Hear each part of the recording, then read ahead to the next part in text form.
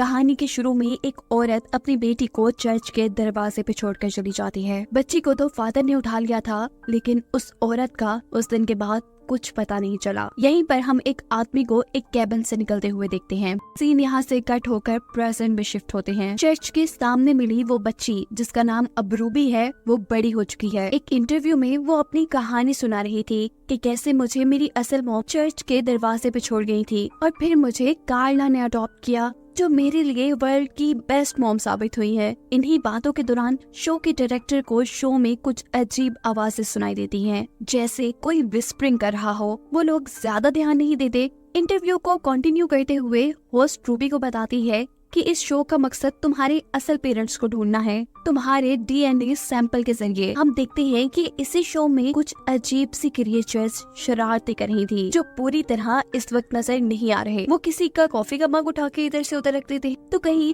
Spotlights के switches उतार देते हैं, जिसकी वजह से स्पॉटलाइट रूबी के ऊपर गिरने ही वाली थी, पर एंकर उसे बचा लेती है। सबको ये एक नॉर्मल एक्सीडेंट लग रहा था कि तभी अचानक एंकर के सर पर स्विच लगता है और वो जख्मी हो जाती है। ये काम भी उन्हीं छोटी क्रिएचर्स का था। कुछ दिन बाद का सीन दिखाया जाता है। रूबी एक क्लब में म्यूजिक बैंड के साथ अपना काम कर रही थी और यहाँ मूवी के शुरू में दिखाया जाने वाला वो इंसान डॉक्टर हु रूबी पर नजर रखे हुए था। अगले दिन इसी क्लब में रूबी अपना काम कर रही होती है और आज डॉक्टर हु उसे सबसे अलग डांस करते हुए नजर आते हैं। रूबी को ये अच्छे लग रहे थे। हम देखते हैं कि छोटी क्रिएचर्स दोबारा रूबी को तंग कर रही हैं। वो रूबी की ड्रिंक का ग्लास नीचे गिराने ही वाले थे कि डॉक्टर हु उसे कैच करके टेबल के ऊपर रख देते हैं और रूबी से बात करते हैं। उसे बताते हैं कि मैं हेल्थ एंड सेफ्टी डिपार्टमेंट से हूँ, क्या तुम मुझे बताना पसंद करोगी कि तुम्हारे साथ ये अजीब काम अक्सर होते हैं, जैसे चीजों का गिर जाना, टूट जाना। रूबी हाँ में सर हिलाते हुए बोलती है,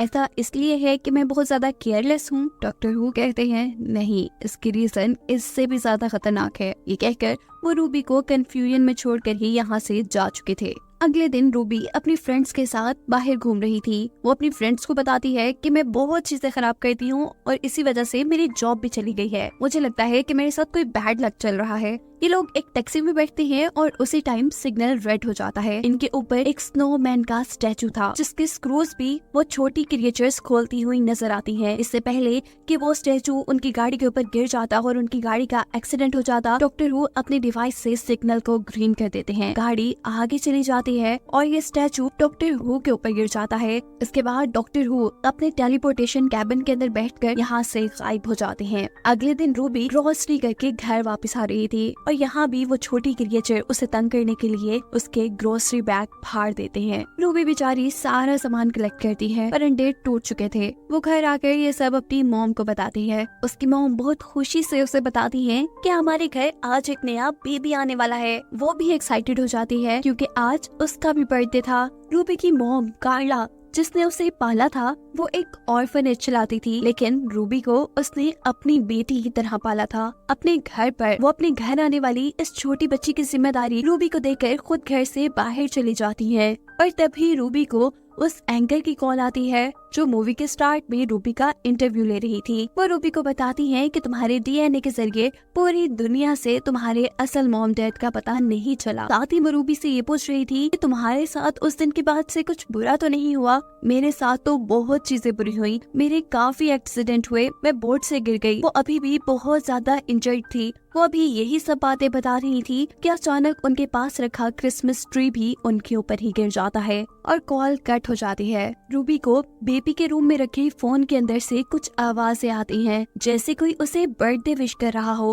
वो जल्दी से बेबी के रूम में जाती है और परेशान हो जाती है क्योंकि वहाँ दो बेबी थी ही नहीं। वो बेड के नीचे देखती है तो वहाँ उनका कैमरा रखा था। उनके कैमरे से एक पिक्चर ली गई थी, जिसके अंदर हमें उस छोटी क्रिएचर का फेस नजर आ रहा था। रूबी उन क्रिएचर को ऊपर से जाते हुए भी देख लेती है और उसका पीछा करती है, जहाँ वो क्रिएचर बेबी को एक बास्केट में डालकर आसमान की तरफ ले जा रहे थे।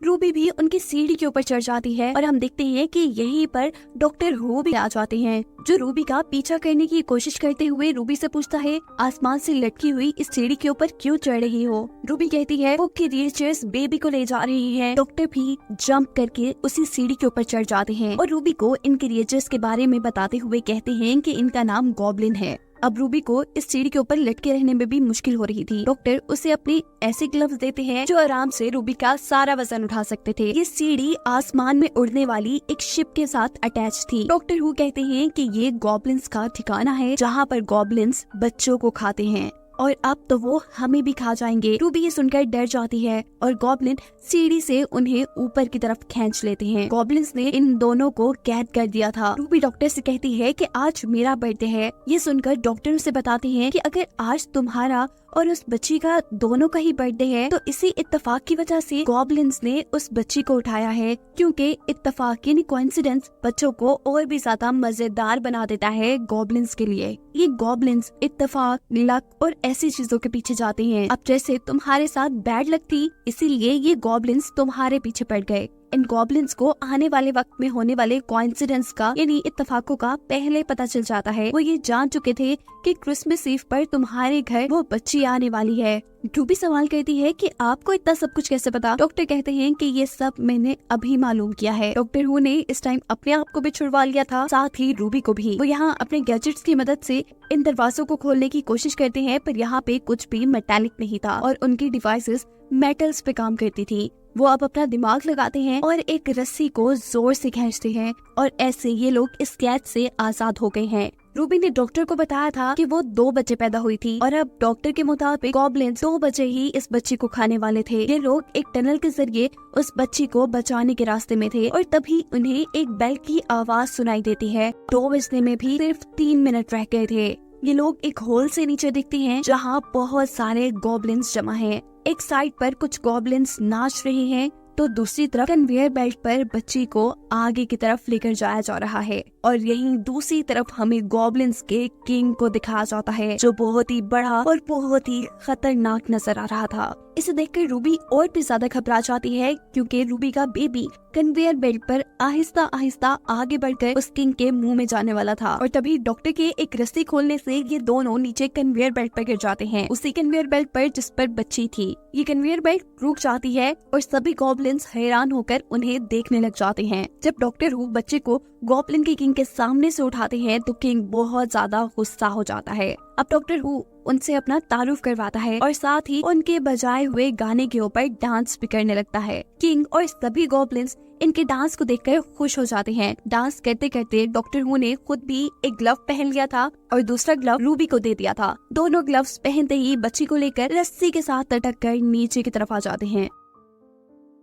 गॉब्लिन किंग इन दोनों को यहाँ से भागता देखकर बहुत ज्यादा गुस्से में आ चुका था, जबकि ये दोनों तो अपने घर पहुंच चुके थे। यहाँ डॉक्टर हु रूबी से अपना ग्लव्स वापस ले लेते हैं क्योंकि उनकी चार्जिंग बहुत कम रह गई थी। रूबी ये सारी स्टोरी अपनी मॉम को बताने वाली थी और डॉक्टर हु उसे ऐसा करने से मना कर देते हैं। रूबी जो कि अभी भी डरी हुई थी, उसे लग रहा था कि गॉब्लिन्स अपना बदला लेने के लिए यहाँ पर जरूर आएंगे। डॉक्टर हु रूबी से घर के सारे स्विचेस को चेक करने को कहता है क्योंकि गॉब्लिन्स कुछ भी करते थे तो इस दुनिया में वो एक हादसा लगता था। डॉक्टर हु को लग रहा था कि गॉब्लिन्स यहाँ किसी किस्म का शॉर्ट सर्किट करवा देंगे। इस सब के बाद रूबी अपनी मॉम को बताती है कि उसके असल मॉम डैड का कोई ट्रेस इस दुनिया में नहीं मिला। ये सुनकर कार्ला खुश हो जाती है और कहती है ये तो अच्छा हुआ ना, क्योंकि मैं तुम्हें किसी के साथ शेयर नहीं कर सकती।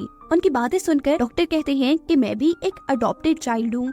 Wow, coincidence. ये जैसे ये लफ्ज कार्ला के मुंह से निकलते हैं तो डॉक्टर हु उन्हें ये लफ्ज बोलने से मना कर देता है क्योंकि जैसा हमें पता है कि गॉब्लिन्स कोइंसिडेंस के पीछे आते हैं तो यहाँ भी आ सकते थे, पर इस मर्तबा तो खुद भी डॉक्टर के मुंह से 2-3 मर्तबा कोइंसिडेंस का लफ्ज निकल गया था। ऐसा करते ही अचानक उनका घर टूटने लग जाता है। घर की छत में एक दरार आ जाती है और उनका फ्लैट आधा आधा बढ़ जाता है। डॉक्टर पूरे घर को चेक करते हैं और कहते हैं कि थैंक गॉड ये चले गए। ये शायद उनका गुड बाय गिफ्ट था क्योंकि बेबी भी यहाँ पर सही सलामत थी। यहाँ तक के गॉब्लिन अपनी पिक्चर में से भी गायब हो गए थे। डॉक्टर इन सभी चीजों से तब तक खुश थे जब तक उन्हें ये नहीं पता था कि रूबी भी उनके घर से गायब है। बात सिर्फ यही खत्म नहीं हुई थी। रूबी सिर्फ उनके घर से गायब नहीं थी, वो अपनी मॉम की यादों से इस दुनिया से हर तरह से गायब हो चुकी थी।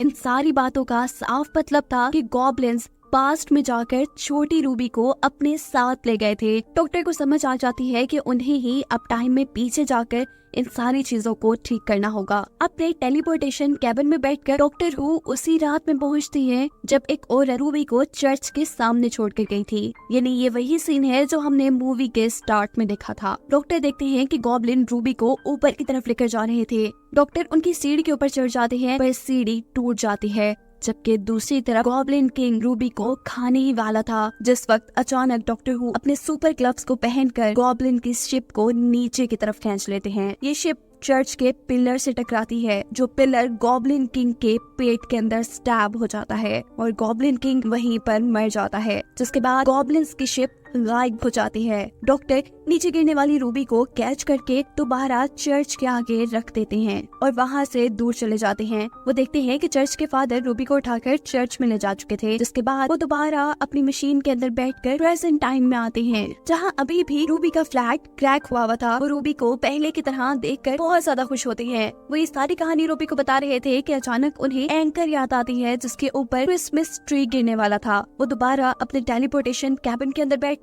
उनकी भी जान गॉब्लिन से बचाने के लिए चले जाते हैं और इस मर्तबा मिशन पूरा करने के बाद वो वापस रूबी के पास नहीं आते, बल्कि रूबी उनको ढूंढते हुए उनके टेलीपोर्टेशन कैबिन तक पहुंच जाती है। रूबी जैसे ही इस कैबिन का दरवाजा खोलती है तो अंदर से ये इतना बड़ा होगा उसने तो सोचा ही नहीं था। ये देखकर वो बहुत ज्यादा इम्प्रेस हुई थी। डॉक्टर हु ने इन सभी की लाइफ की मुश्किलें ठीक कर दी थी, जो कि गॉब्लिन्स की वजह से यहाँ पे आई थी।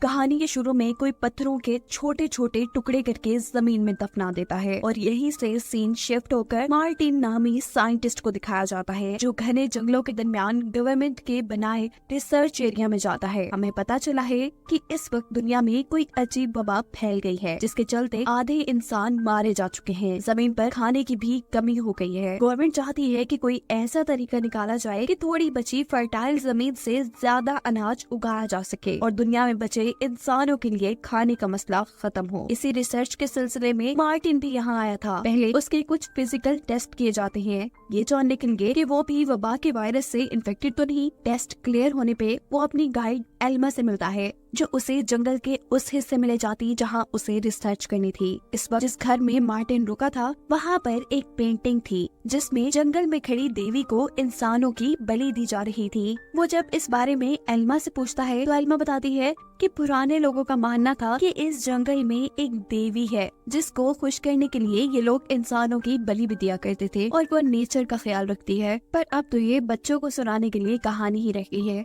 खैर, मार्टिन यहाँ के लोगों से पूछता है कि पहले जो रिसर्चर्स यहाँ पे आए थे और जंगल में खो गए, उन्हें नई टेक्नोलॉजी के जरिए क्यों नहीं ढूंढा गया। जवाब में उसे कहा जाता है कि वो लोग बगैर गाइड के जंगल में गए थे। ऐसे में जंगल में गुम जाना बहुत आम सी बात है और जंगल में गुमना इंसान पे ऐसा खौफतानी कर देता है कि इंसान फिर जिंदा नहीं रहता। मार्टिन सिर्फ किसी रिसर्च के सिलसिले में नहीं यहाँ आया था, वो यहाँ किसी को ढूंढने भी आया था। जंगल में जाते हुए वो अपनी गाइड एल्मा को ओलिविया के बारे में बताता है, जिसके साथ उसने बहुत सारा रिसर्च वर्क किया था। वो सच में एक बहुत ही ज़हीन लड़की थी। वो काफी टाइम से इस जंगल में रिसर्च कर रही थी, पर पिछले 6 माह से किसी को उनका लेटर नहीं मिला। फिर जब ये आगे बढ़ते हैं तो इन्हें एक टूटा बिखरा कैफ मिलता है। एल्मा बताती है कि एक फैमिली इस जंगल में आई थी, पता नहीं उनके साथ क्या हुआ, लेकिन वो कभी लौट कर नहीं आए। ये सोचकर कि वो लोग मर गए होंगे, ये दोनों काफी उदास हो जाते हैं। रात होने से पहले ये लोग दोबारा कैंप लगा लेते हैं और इस रात इनके ऊपर कोई हमला कर देता है। न जाने किसने हमला किया था। इनकी आंखों में तो सिर्फ तेज रोशनी पड़ रही थी। इनको खूब माना जाता है कि ये लोग बेहोश हो जाते हैं। होश आने पे ये देखते हैं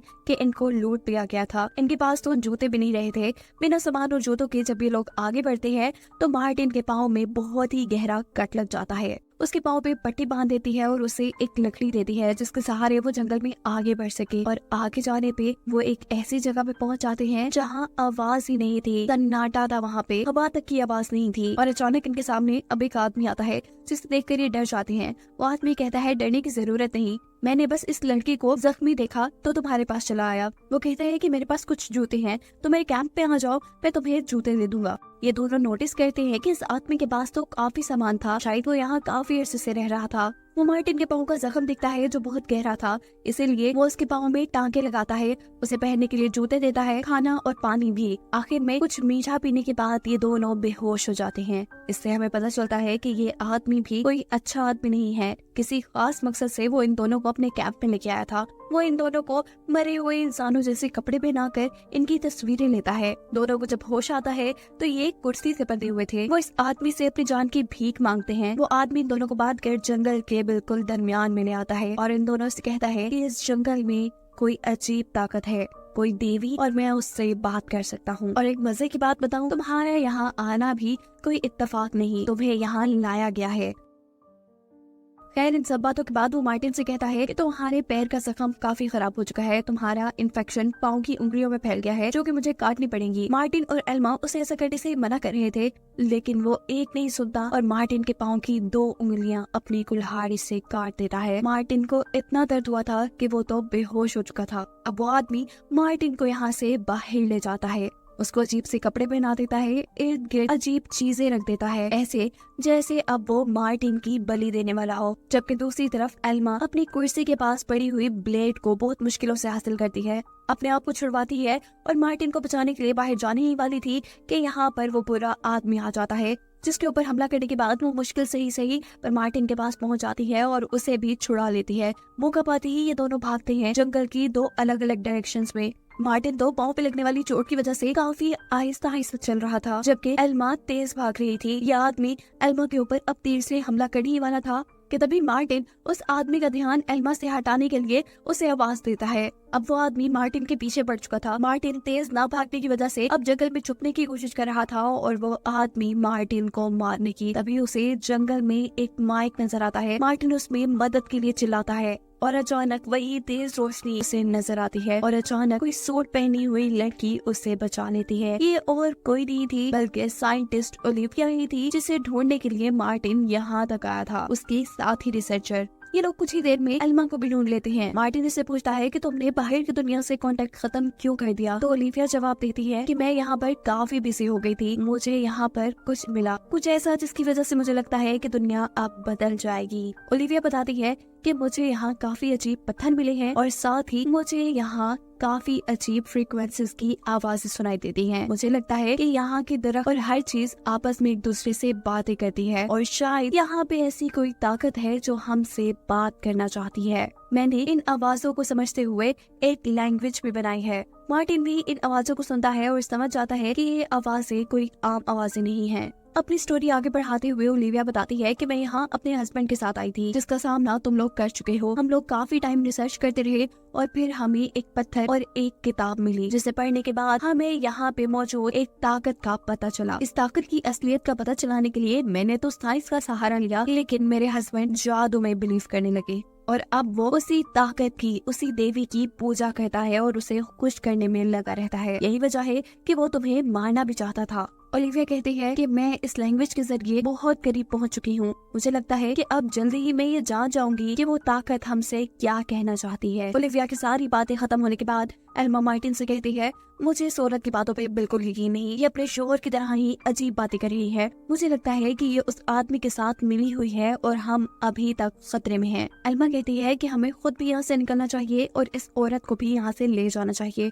मार्टिन जब ओलिविया से सारी बात करने के लिए उसके पास जाता है तो वो एक नई कहानी मार्टिन को सुनाने लगी थी। वो कहती है कि तुम यहाँ आए नहीं हो, याद करो तुम्हारे आने से पहले तुम्हारे कान बचे होंगे, हमारे भी बचे थे और हम भी इसीलिए यहाँ आए। इन बातों से एल्मा और भी ज्यादा परेशान हो जाती है और वो मार्टिन से कहती है कि हम यहाँ से अभी और इसी वक्त निकल रहे हैं। जैसे यहाँ से निकलने ही वाले होते हैं तो जंगल के चारों तरफ से अजीब जहरीली गैस निकलना शुरू हो जाती है। ओलिविया कहती है, चले जाना यहाँ से, पर कुछ देर इंतजार कर लो, ये गैस जब खत्म हो जाए तब चले जाना। पर एल्मा अब रुकने वाली नहीं थी। वो यहाँ से जाने के लिए ओलिविया का सूट लेती है और मार्टिन उसके साथ एक रस्सी बांध देता है ताकि एल्मा अगर उस गैस में जाते हुए बेहोश हो जाए तो मार्टिन उसे बचा सके। ऐसा ही होता है। एल्मा थोड़ी ही दूर जाती है तो गैस उसके ऊपर अपना असर करना शुरू कर देती है। उसे हेलुसिनेशंस होने लगते हैं, कुछ चीजें नजर आने लग जाती हैं और वो बेहोश हो जाती है। मार्टिन फौरन ही उसे पीछे खींच लेता है। होश में आने पर वो जोर जोर से चिल्ला रही थी कि मैंने उसे देखा, वो बहुत ही बड़ा था, मैंने उसे देखा। रात हो जाती है और हम देखते हैं कि ओलिविया का हस्बैंड भी उनके कैफ के पास आया हुआ था। मार्टिन और एल्मा को अब इन बातों का यकीन हो चुका था कि ये दोनों मिले हुए हैं। ओलिविया मार्टिन से कहती है कि यहाँ पे जो भी ताकत है वो तुम्हारे जरिए हमसे बात करना चाहती है। मैंने तुम्हारे लिए कुछ बनाया है, तुम ये पी लो और इसके बाद हम बाहर चलेंगे। मार्टिन उसकी बात इतनी आसानी से ना मानता, लेकिन उसे पता था कि अगर उसने ऐसा ना किया तो एल्मा की जान भी खतरे में पड़ जाएगी। उसे ये भी पता था कि शायद वो जो पी रहा है उसमें जहर भी हो सकता है। एक दरख्त के पास आकर मार्टिन उस जहर को पीने ही वाला था कि दूसरी तरफ एल्मा ओलिविया से कुछ बात करने के लिए जाती है। उसके सीक्रेट रूम में जाने पर उसे काफी लोगों की तस्वीरें मिलती हैं। ये वही लोग थे जो इस जंगल में गुमे थे और जिनकी लाशें एल्मा और मार्टिन ने इसी जंगल में देखी थी। एल्मा अब जान चुकी थी कि ये साइंटिस्ट अपने हस्बैंड से भी ज्यादा पागल है। अभी वो यही सब सोच रही थी कि यहाँ पर ओलिविया भी आ जाती है। वो बिना कुछ सोचे समझे ओलिविया के ऊपर हमला करती है और उसे जख्मी करके मार्टिन को बचाने के लिए बाहर आती है, जहाँ पर ओलिविया का हस्बैंड उसे तकरीबन मारने ही वाला था।